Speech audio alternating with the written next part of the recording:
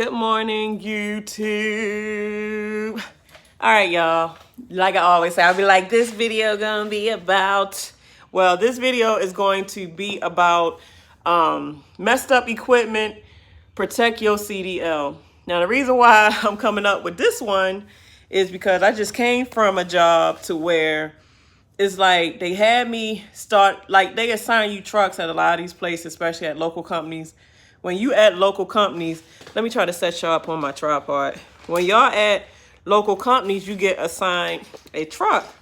And obviously your job, no matter where you are, is to pre-trip truck and trailer.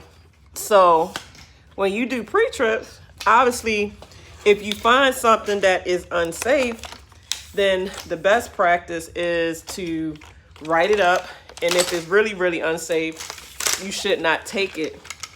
But sometimes, and especially, I think a lot of owner ops or people that's just money hungry, or just, a lot of times we get, when a lot of us drivers get out here, we are truly chasing that bag. When I say that bag, I mean, we trying to get paid. We trying to get load after load after load. So that way we can have a fat check at the end of the week or bi-weekly, however you get paid.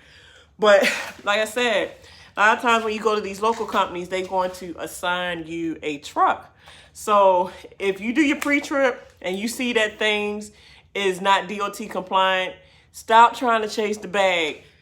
Refuse it. Because, sometimes people would think that they being nice and doing the company a favor by taking equipment that they know shouldn't be on the road, because we just trying to, turn that load to get paid. But you take a chance, because if you take a truck or trailer and it's not DOT compliant to be on the road, and now you get poured into a weight station to get a random inspection, guess who's gonna get hit with the fines? Actually, the company and you will get hit with the fines, but you're going to get hit the hardest because you should have known better than to take some equipment off the yard that you knew wasn't DOT compliant. So, like I said, the first truck I got today, first they gave me a truck and it wasn't on the yard, but it was me and another driver that was there, and he actually found the truck I'm guessing that I was supposed to have, but I swear I didn't see that truck on the yard. So I went back and got another truck. So this truck was a condo, but this truck, like the passenger side, had the whole front grill missing to where the signal wasn't working. So that's a no-no. That'll be any excuse to get pulled over by DOT, because even lights, signals. So they probably figure, well, if your signal ain't working and you got a light out, what else could be wrong? We gonna do a random inspection on you. So the whole passenger side front was out. The driver's side headlight was out. The seat, how, like, for drivers that already been in Freightlines, this was a Freightliner. You know how, like, on the side of the seat is a button to where it's air rise, make the seat rise and fall. This seat, the air rise wasn't working, so you sitting here like dirt to the floor. I can't ride like that because I'm short. Like, if I ride that far to the ground, I can't really see over the steering wheel to see what I'm doing. So that wasn't working. It was losing air. Every time you shut the truck off, the air be like it was losing air. And I think it was losing air even while the truck was running. So it had air leaks. So I couldn't take that. It was no way I was leaving off the yard with that truck, period. So I called, because dispatch is usually your first lifeline for any issue you have. So I called dispatch. I made her aware, okay, I can't take this truck. I'm trying to, I already done hooked up to the trailer, but I can't take it because it's too many safety issues with this truck. So she said, okay, well, put the truck back, go in there and see what other trucks they can give you, blah, blah, blah. So, all right, I take the truck, put it back. So they give me another truck. I get to this truck, the dang truck won't start. I said, oh my goodness, what is going on? The second truck wouldn't start. So, all right, I take myself out of that truck. I go to the next truck. That truck wouldn't start. And obviously, you can't drive a truck that won't start. What, you going to do like Flintstones in this piece? Or we going old school in Flintstones where we putting our feet outside of the truck while you inside the truck and you... So they made me sit for like an hour and some change. I sat for an hour and some change waiting for their mechanic to come. And the mechanic got there, he jump shot it and all that stuff. But then it was missing a radiator cap. So obviously you can't drive a truck if the radiator cap is not on, because while you're driving, all the fluid is going to psh out. So you don't want that problem. Before you know it, you be overheating and everything. So my thing that I was worrying about with the battery part, I mean, some batteries have a certain amount of shelf life. And I don't know how it is with trucks, but I know with cars it's usually 3 to 5 years of shelf life. So even though he jumped it, who's to say when I got there and then I shut the truck off, even though I let it run for an hour plus whatever to let it build, the alternator build up the battery, who's to say when I got there that it wouldn't have conked out again? So yeah, man, like I left. Like I had enough, because my shift was supposed to have started at 7 this morning. And I never got it started because every time I get a different truck, the truck got major issues that I cannot leave off this lot with.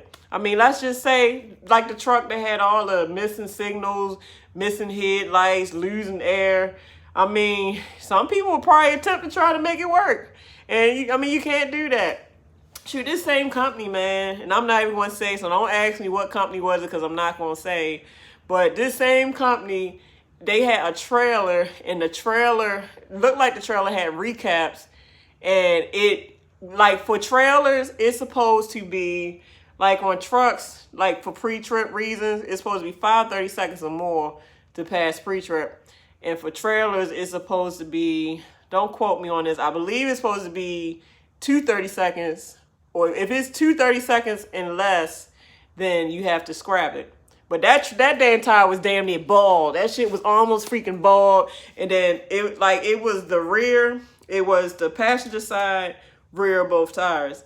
One tire had a bunch of titties in it, and the other tire was bald. So I sent the dispatch. Like I said, dispatch is a lifeline. So when you having issues, really you're supposed to call roadside. It really just depends on the company. Every company got their own protocol on how they do. And usually they have a permit book that should be on the side of the door or above the visor. It should be reachable. So the roadside assistance number should be in the permit book, but some companies be so raggedy, they probably don't even have the stuff set up. But that's part of your pre-trip. Part of your pre-trip, you're supposed to check that permit book. You're supposed to look in that permit book, make sure you got your insurance card, make sure the registration in there, and if you drive over the road to where you need certain permits like beer loads, whatever you need permits for, you're supposed to make sure that your permits are up to date. You're not supposed to leave that yard before you make sure your book is straight, even the registration on your trailer. You're supposed to check all this stuff, supposedly. So you're supposed to know if that roadside assistance phone number was in there before you even left the yard. Because if it's not, that's another reason why you should not pull off, because technically your truck did not pass inspection, because that's part of it. Like if you leave, let's just say the truck is running, the truck is good, there's no problems with the truck, but you pull off the yard, but your registration wasn't in the book, or you pull off the yard and your insurance card was expired, you still not in compliance, and you still can get fined, shut down, in whatever case ever. So you have to protect your CDL and yourself, because that's time wasted. That's time you're going to be sitting that you could be using to get back home or whatever, because you know that DOT clock don't stop ticking. So every minute counts when you on that ELD DOT clock, because once you start your clock, it don't stop. So that will make you have to shut down the way you're going to have to end up doing a freaking 10-hour reset. And I mean, God forbid it ain't to where you really close on your 70. Sometimes you might have to mess around and do a 34 reset so you can get some hours back. So all this stuff got to be taken into consideration, man. And then your safety. Because let's just say I would have took that trailer that had the titties and the baldness, and then I take that trailer knowing it wasn't DOT compliant, and then that tire blow out and kill a car behind me because it didn't hit a car the way it made a car flip and this and that and this and that and the third. That's safety hazard. I mean, that trailer had bad tires, the dang seal, it's a seal that goes on the trailer doors.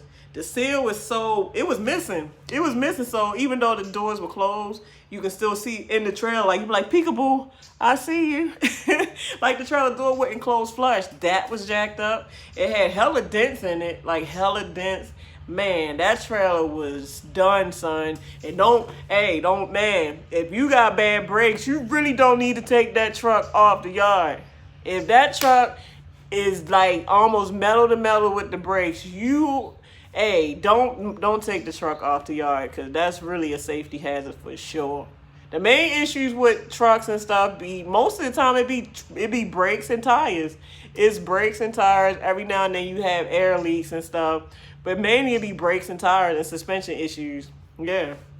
So yeah, man, a lot of times some people, especially new people, because most senior truckers, they cuss these dispatchers out. They cut shippers and receivers out. I can kind of see why some senior drivers be kind of acting bitter a little bit, because you get sick of dealing with. I get bitter a little bit. Like, I'm getting to a point to where I don't care what I say to some of these people, because some of these dispatchers and stuff, they don't care. Their whole thing is to get loads where they need to go, and they don't care how they do it. Sometimes if it wasn't for these ELDs, they wouldn't even care if you had the time or not. They'd probably try to force you to break the law with your time, with your logs, if they could.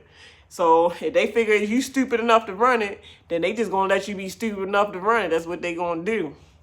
So you have to have just some due diligence with yourself to know what you will and what you won't do.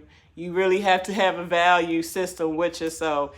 You will not displease nobody if you put your safety first and the laws first. The laws say you should not take a truck that is not DOT compliant with mechanical issues, and your logs have to be straight. So if both of those are not matching up, then don't be afraid to tell the dispatcher that you will not run that load, or that you're not going to be involved with that. If they cannot give you a good running truck or have it to where your hours match up to meet that run, then don't be afraid to decline it and reject. If you have to walk off, leave. That's what I did. But I told my what is it? Because I'm with Transforce. So Transforce, hey y'all, anybody that's looking for a place that can put you to work with temp trucking jobs, check out Transforce. I'll put the phone number below. But Miss Angela is the recruiter. Miss Illinois, she keeps you working. I love her. She is so sweet. So shots out to you, Miss Illinois. She's so sweet. But yeah, this place she sent me to, I left. Y'all not gonna keep trying to make me run illegally. I put my CDL first, my safety first, and my CDL first. All that comes before trying to run a load, because all money ain't good money. All money is not good money. So I'm not that desperate for $1. I'm not desperate for $1. So if y'all got some messed up equipment that's super messed up to where it's just beyond just dealing with, I ain't gonna be part of it. I'm not gonna do it. Sorry, I'm not gonna do it. Man, I'm not even apologizing for that. Y'all should have y'all stuff together. Y'all a company, so at least have fairly decent equipment to where it passes DOT inspections with no problem. Sorry guys, as usual, I thought I'd just share that with y'all. Cause I'm sure, especially rookies, man. Like rookies, I mean, y'all can be green. I was green. I've done dumb stuff trying to be a people pleaser. Oh, well, maybe if I run it for them, that'll put me in good standings the way they keep giving. They know the more stupid you act, the more they're going to keep treating you like that go-to person. You that go-to person that's a fool. So they're going to keep giving you foolish things because you fool enough to take it. I mean, I'm just saying, I hate to sound so blunt, but it is what it is. Sure, if you going to be green, they're going to keep treating you green. You a go. You are a go to keep giving you flunky crap. Yes. So stand up for yourself. If the stuff ain't good equipment or your hours ain't matching up, tell them about the suckers you ain't running it. Give me something better. If not, I'm out of here. Because remember this, if you got a CDL, you are valuable. You can go anywhere especially if you got a clean record. If you ain't got no moving violations, your license good, you ain't got no criminal record, you got a good record, you can go anywhere, especially if you got experience. So if you got experience, you really ain't got to put up with that crap. Now, sometimes when you new and you don't got a lot of experience, sometimes you gotta put up with a little bit, but even at that you don't, because you know how many over-the-road companies want to hire new people because they just ready to run loads. So remember all this stuff, guys. That's why I share these videos, because if I feel like it's something of my experience that can help you along the way, then record. Yes. So all right, guys, let me spend some time with my bae. Let me spend some time with my bae, because he be like, you say you coming home, come up here and spend time with Big Papa. So I gotta spend time with Big Papa today, honey. Spend time with Big Papa. I'm getting bored with this wig, y'all. I think I'm gonna put another wig on or try to get my weave sewed in. So all right, y'all, I love y'all. Y'all have a good day, and I'm gonna try to check in later with the studying of the air brakes. So y'all stay tuned. So deuces. Look at them nails. Look at them nails, honey. Look at them nails. Don't look at the teeth. Don't look at the teeth. Look at the nails. Deuces.